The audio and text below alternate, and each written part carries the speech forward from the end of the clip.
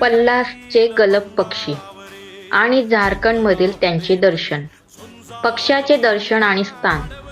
ठिकाण: झारखंड राज्यातील साहिबगंज जिल्ह्यातील उधवा पक्षी अभयारण्य. महत्त्व: सुमारे 10 वर्षांनंतर या पक्ष्याचे उधवा अभयारण्यात पुनरागमन झाले आहे.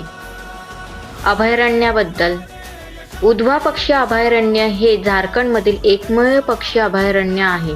हे दलदलीचे क्षेत्र आणि नैसर्गिक तलावांसाठी ओळखले जाते, ज्यामुळे ते स्थलांतरित पक्ष्यांसाठी एक महत्त्वाचे निवासस्थान ठरते. हे अभयारण्य गंगा डॉल्फिनसाठी देखील एक महत्त्वाचे क्षेत्र आहे. पल्लासचे गलब पक्षी.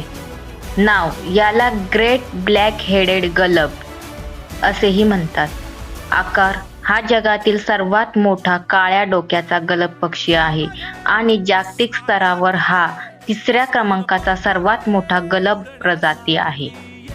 रंगरूप: प्रौढ पक्ष्यांचे डोके चमकदार काळे, पंख आणि शेपटीचे टोक पांढरे आणि बाकीचे शरीर पांढरे असते.